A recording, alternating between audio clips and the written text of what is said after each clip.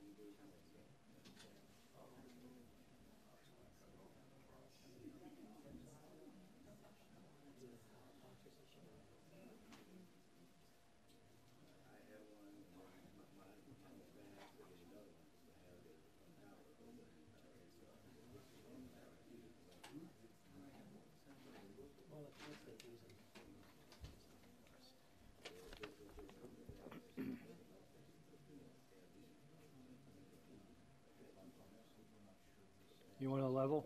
Really? Testing 54321 level. Test 54321. Testing 54321. Good. Sure.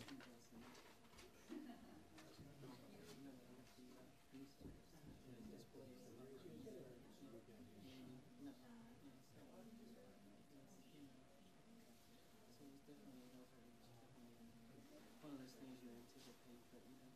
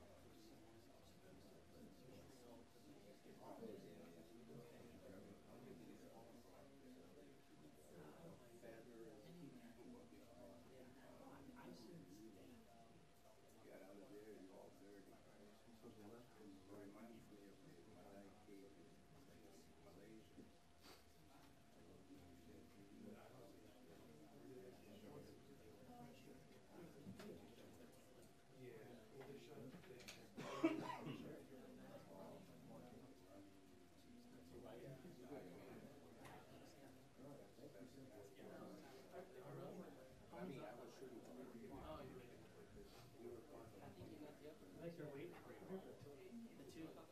Alright. By the hairs of our chinny chin chin.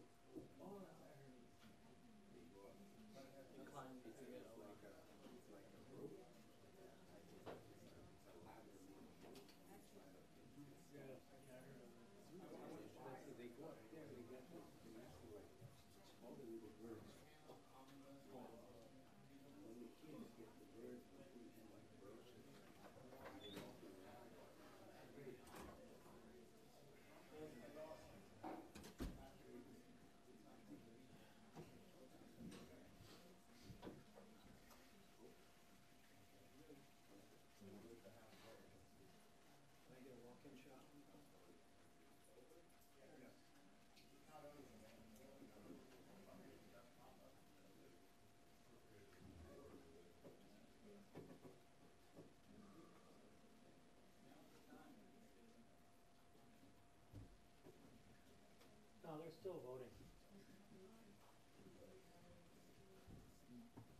They're still voting.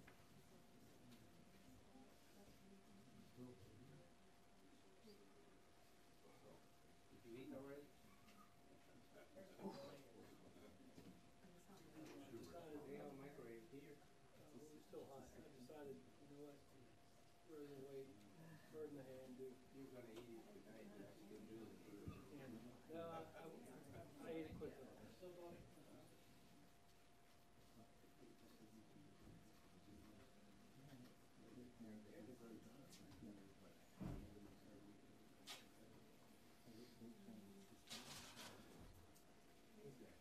Oh, no, they're into something else now.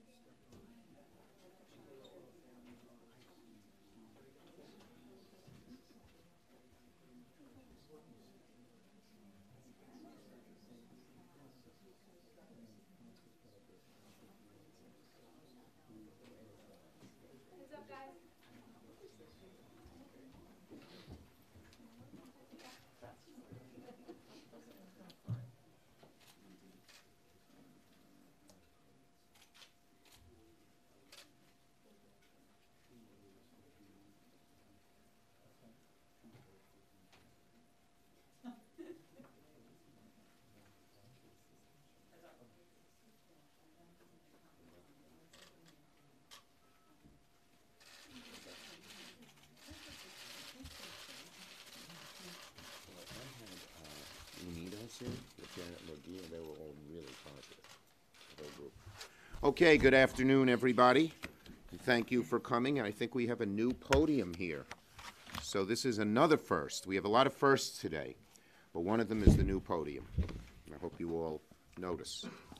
Okay, anyway, I'm very pleased to stand alongside Leader Pelosi to discuss the bipartisan agreement that the 4 congressional leaders reached on the Omnibus spending bill. Well, first, it was weeks of painstaking negotiations. More than a few negotiations leaked past the midnight hour on numerous days and nights. Before I go any further, I want to say that this agreement represents the work of so many senators and their staffs. Of course, Leader Pelosi and her staff, we work great together. We really do. When I say nice things like that, she didn't today. Very good. I was ignoring you. Yeah, there you go. I rest my case. But I also want to thank Vice Chairman of the Appropriations Committee, Leahy, and his staff, who did an amazingly great job as well as our ranking members on all of those committees. Leader McConnell, Speaker Ryan, as well. So we burned the midnight oil and ended up with a bill that is really good for the American people. We Democrats are really happy with what we were able to accomplish on a number of priorities that Democrats have fought for all along: infrastructure, education, opioid relief, and more. This is a bill that puts the middle class and those struggling to get there first. For nearly a decade, our middle class has suffered from a needless and self-imposed austerity, limiting investments in jobs and education, infrastructure, scientific research, and more. This spending agreement brings the era of austerity to an unceremonious end and represents one of the most significant investments in the middle class in recent history. It's really a turning around. So many middle-class people worry about the future, and one of the silent predators against them was that their ladders up, whether it's education or infrastructure or scientific research, were pulled from them. Now they're back, and they're back in a really strong way, and they're going to stay that way. So that's why this agreement just passed the House with a very large vote, and I'm confident it will pass the Senate by a comfortable margin as well. Let me go through a few of the big-ticket items. We secured billions of dollars in increase for opioids and mental health, for infrastructure, including a big rural broadband allocation, for NIH, where the increase is even more than the most recent Cures Act, and for college affordability, to begin the road of helping those who have all the debt burden and difficulty paying for college secure that college education. We also secured new election security money for states to protect against Russian hacking in the midterms, and a $300 million increase for the FBI to focus on counterintelligence against Russian hacking and trolls. Nearly double the administration's request for the census, so the census can finally go forward in a robust and full way. We've also secured significant changes to the way our country responds to wildfires. For the first time, there'll be adequate money to both pay for the disaster funding and help our forests become less susceptible to fire. We provided a reliable pathway for one of the most important infrastructure projects in the country, Gateway. And the people in New York today are very happy with the results that we achieved on Gateway. And we made incremental but important progress on the issue of gun violence, a debate this Congress must soon continue. For the first time in years, the CDC will be able to do its basic job and research the gun violence that claims tens of thousands of lives every single year in America. If we don't have the basic facts about the problem, we won't be able to solve it. This is a significant step in the right direction. Alongside these accomplishments, Leader Pelosi and I were able to limit the number of dangerous riders and policies pushed by the Republicans. There are no hazardous labor or anti-choice riders. We beat back the worst environmental riders. All of these negatives, which our Republican colleagues tried to put in the bill, are gone. And we also were able, through a lot of hard work and grit, the number of detention beds and ICE agents will not increase. The funding for border security will mostly go to the construction of redundant fencing where levees and other barriers exist. And all the new construction must be see-through fencing, consistent with the kind of border security Democrats have supported since 2006. At the end of the day, as the minority party, we feel good about being able to succeed in so many ways. We don't have the House, we don't have the Senate, we don't have the presidency, but we produced a darn good bill for the priorities that we have believed in.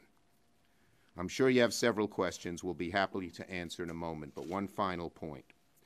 For a very long time, we've dealt with sequester caps and flat funding resolutions that really hampered the middle class in this country. It's sometimes hard to see because there are so many benefits out there and the programs are so diffuse. But when you shortchange education and health care and infrastructure and environment and child care and more for years, the American people suffer. That has frustrated Democrats for almost 10 years. We know we're a better country when we come together to invest in the things that really matter. We feel like the budget agreement and this spending bill is a very important and significant start to turning the tide around, not just for a year, but for a long time to come. And it's because Democrats in the House and the Senate stood together, totally united, in demanding more for working Americans and finally being able to produce a budget that really helps them. Leader Pelosi. And I just want to say it's been such a pleasure to work with Leader Pelosi.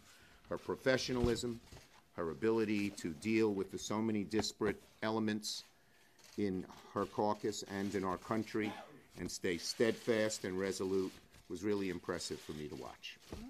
Thank you very much, Mr. Leader. I have to return the compliment by saying, for one so new to the process of being at the table of the four principals, you were there like a veteran, knew your subject matter, grounded in your values, and strategic in your thinking and action. So thank you for your kind words. And I think we were a good team as we went forward. The distinguished leader has clearly put forth many of the priorities that we're very proud of in a bill that is, it's 1 yard high. It's 1 yard high. About half of it is the bill, and a quarter of it are earmarks, and another quarter are report language. And it's interesting to see from the standpoint of regular order why the Republicans thought that that would be a good idea. Well, I think one of the reasons they rushed it through, posting it last night, taking it to rules on the floor today, not honoring the 3-day rule, they didn't want their Republican colleagues to see just exactly what was in the bill. Because this bill was a victory for investment in our future, protecting, supporting our middle class, and doing so in a way that was producing good-paying jobs. The debate that we had on the caps was a very successful one, where we said that the increase in defense had been matched by an increase in domestic spending. We support our men and women in uniform to have what they need to protect our country and to protect themselves at the same time. But in the domestic budget, 1/3 of it is security, Homeland Security, Department of Defense, Veterans Affairs, anti-terrorism activities of the Justice Department. So it's very important for us to get those increases because they were necessary priorities that could take away, cannibalize other investments that are about the strength of our country in terms of the health, education, and well-being of the American people. So it's all about supporting the middle class, job creation, good-paying jobs, a better deal, better jobs, better pay, better future. Some of what as I said, the leader very clearly presented many of our priorities. I would just say, though, in many of the cases, when you talk about the National Institutes of Health, it's about the biblical power to cure. Where there is scientific opportunity to save lives or make people healthy, we have a moral responsibility to put our resources there. But let's also remember that all of the investment at the National Institutes is, of course, about Institutes of Health. It's about scientists, but it's also about carpenters and plumbers and electricians, and it's jobs, jobs, jobs across the spectrum as we, again, invest in the good health of the American people. And as you recall in the CAPS debate, we said we had some priorities that were the basis of our asking for the increase in funding commensurate with the increase in defense funding. And they were about our veterans. They're about opioids.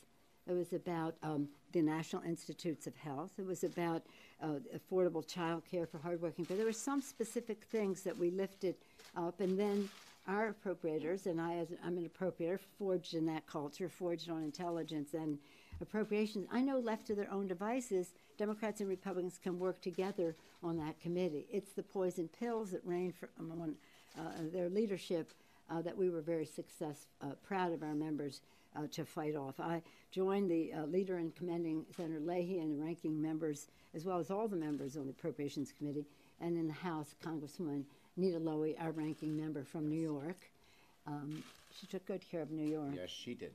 New York and our ranking members from across the country, throughout the heartland of our country, as well as the other members. So they really they did their job, and they staved off the poison pills, and then we had some other issues to deal with. But I just want to focus on one thing, because correctly so, the leader mentioned what happened on border security.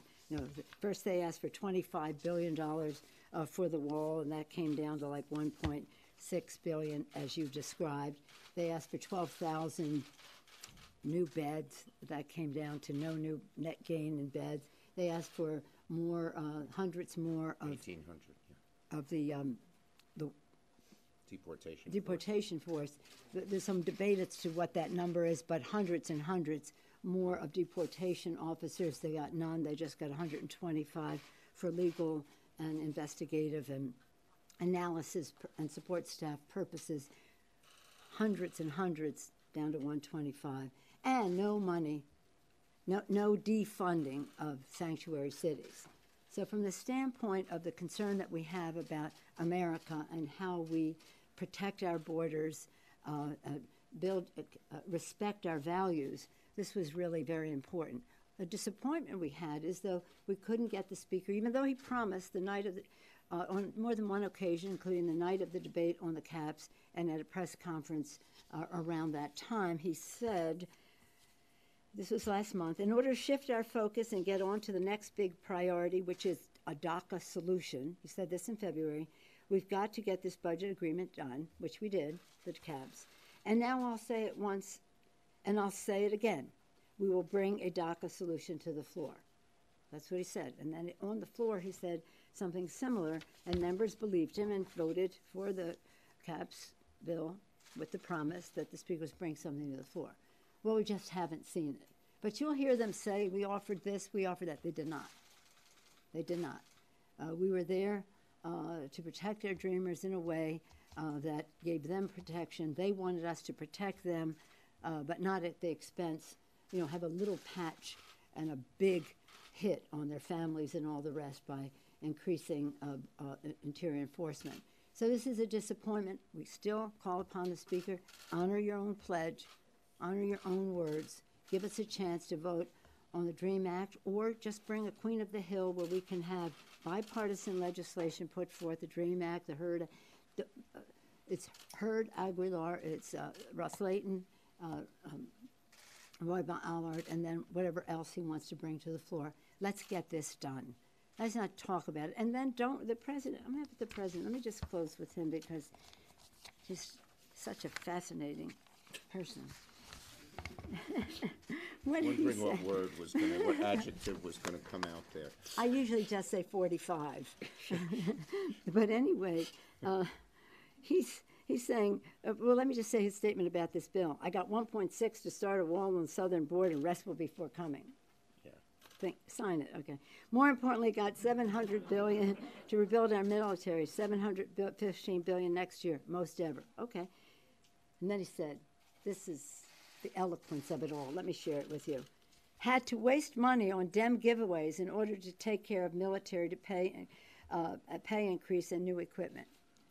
And so does he think waste money on Dem giveaways? Would he call funding our heroic veterans Dem giveaways, affordable child care for hardworking middle-class families, life-saving NIH medical research which creates jobs, the integrity of America's elections? Does he think fighting the opioid epidemic, which is alive and unfortunately unwell in every district in America? Is that how the president would characterize that?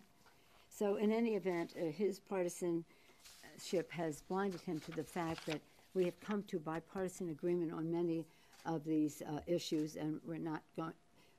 And what did he also say? We didn't like DACA. We were just pretending. Well, we're not pretending, and we're not going away. We're going to get that done. But members, we're not going to shut down government because the Speaker did not keep his promise. To lead is to take risks.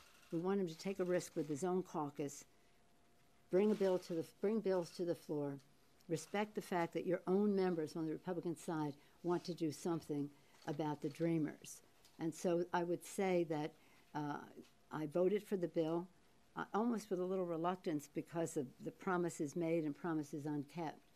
But I do think that the advance it makes for our middle class, our national security, the integrity of our elections, the health of our people, the job creation is so important, and especially to take advantage of this opportunity at a time when they passed a tax bill that is not about opportunity. It's only about increasing the deficit, the national debt, at the expense of our children's future.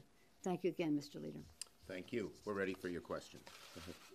Senator, how did you get Gateway through all the Trump's objection and you said 540 million firm? How do you guarantee? Yeah, the 540 million is firm. There's other money that is discretionary, but the 540 million are in two pots. One, Amtrak, which has made it's 380 million extra dollars for Amtrak for capital improvements on the Northeast Corridor.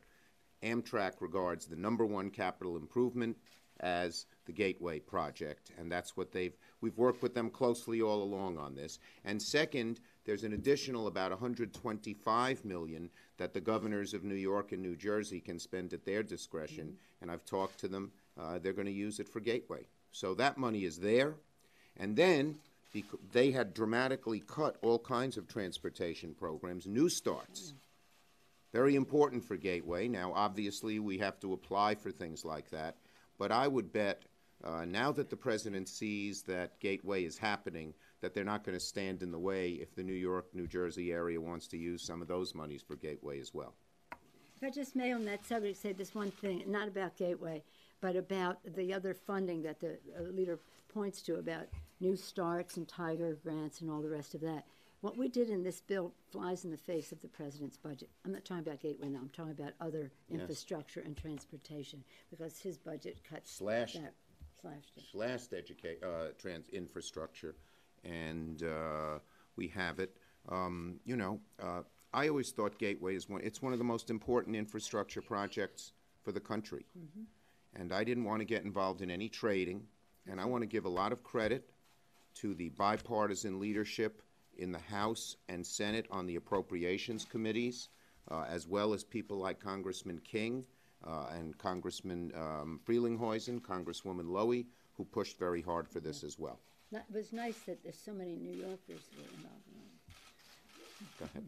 Mr. Leader, and to you, Madam Leader, as well, there are thousands of high school students about to descend on Washington in this gun march. There are some provisions in this omnibus that are related to guns, but what can you say? Do these kids have any hope of getting this Congress to do more? Or Yes. is more all about the election? You know, let me just say this. America's changed. Even in the reddest corners of America, people are for things like universal background checks and protection orders. And we are going to keep fighting. This march, we think, will galvanize action in the House and the Senate. We're going to do everything we can. We wanted to put more guns things. I asked for a vote on universal background checks to be part of this bill. Our Republican leaders rejected it. But we're going to get it. We're going to get it. America has changed on guns. I've been doing this fight ever since I was the author of the Brady Law back in 1993, and you just see the sea change in people's attitudes. Huge numbers of gun owners in a survey I saw today would vote against someone who opposed universal background checks. So we're going to get this, and the kids are great. Overall, I cut my eye teeth in the Vietnam War protests.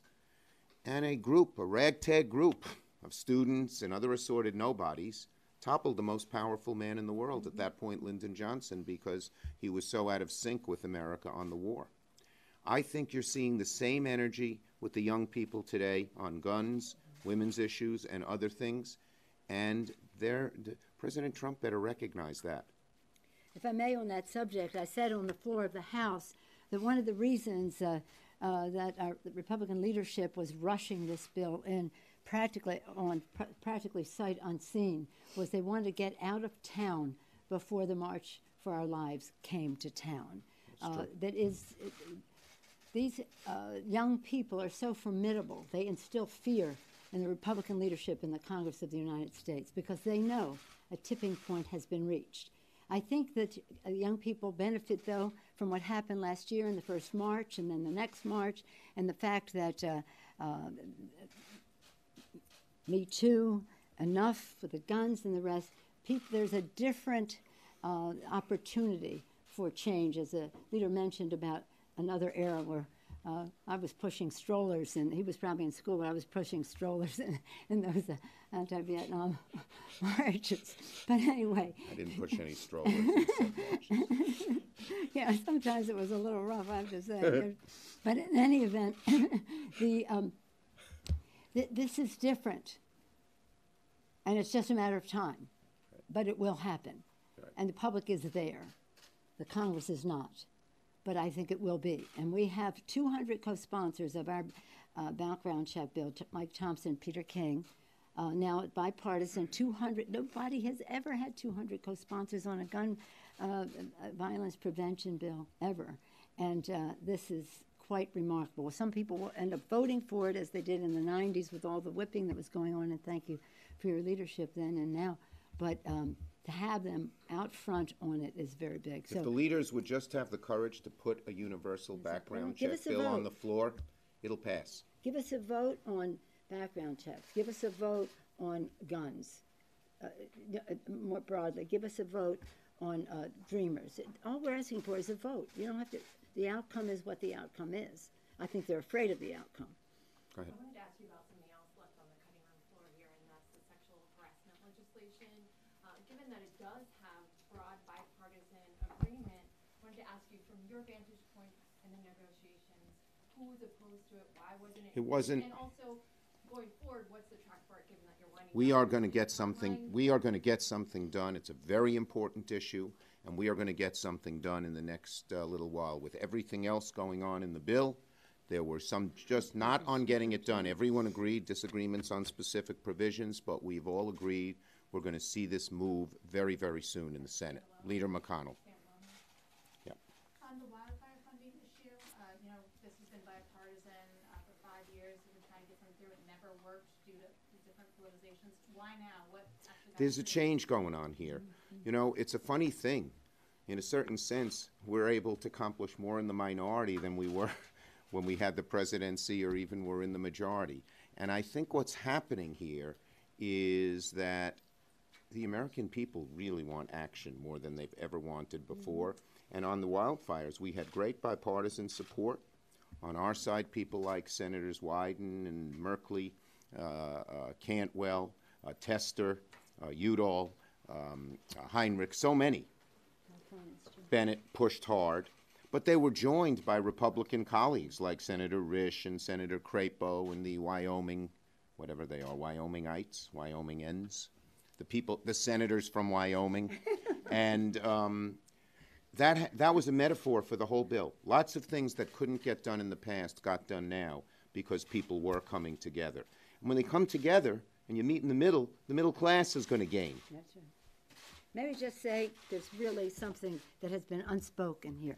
We just took the vote in the House. I left before so I could be on time here, but scores of Republicans voted against this bill. Scores. And that gives us leverage. That gives us leverage. It could give us leverage not to have the bill passed, but we chose not to do that. We chose to use our leverage to have the bill passed. With this fire issue, of course, is very important to us in California. And for years, we've been talking about why are we using our prevention money to put out fires instead of preventing them? And that's sort of a common, just an abbreviation of it. But all the Western states had a big interest in this. But just as you write your stories and the rest, much of our leverage has sprung from the fact that the Republicans, and this is not something in the Senate, I can't speak for the Senate, but in the House, they weren't voting for this bill. They were not voting for this bill. That gave us leverage in all the negotiations. That gave the middle class a victory. Go ahead. Last question. Is the Senate going to vote today, and do you expect any kind of amendment vote on the CSRs? Okay. As for if the Senate's going to vote today, I think the hope of Leader McConnell and myself is that we can vote today. As you know, any one senator could hold us up, can't hold the bill up, but could hold us up for 30 hours. We'll see if we get unanimous consent. I think on our side we will. We'll see on the Republican side. And what was your second question? Any amendment vote on CSR? Well, you'd have to ask Leader McConnell. He has the right to do that, but he I don't know if he will. Yes, one other thing. We asked, Leader Pelosi and I asked Speaker Ryan and Leader McConnell to put into the bill protections if Robert Mueller were fired.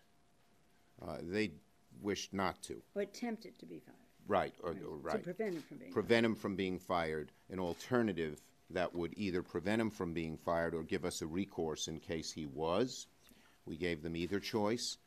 They refused to do that, but we told them how important this was, and certainly we would expect, if God forbid, Mueller were fired, Rosenstein fired, any of the key people in this investigation pardoned, that they would step up to the plate and join us, because that has much less to do with Republican, Democrat, and far more to do with the Constitution and America. What do you think of him firing his lawyer? Could you comment on that, please? No. Because it seems I don't know about that. It Let seems me- interpreted as a move to be more aggressive against Mueller. What do you think about that? I don't know about that, but will say that as soon as they turned us down, which they did over and over again which they turned us down on Mueller, we have a discharge petition for such legislation in the House, and like that, it had over 100 co-sponsors, and I think that our Republican colleagues are going to have to answer for not supporting common sense. It's for any president and any special counsel of this kind, but this is about protecting our Constitution of the United States. We take an oath to do that, and we're not going to let anything stand in the way. Thank you. Thanks, Goodbye. everybody.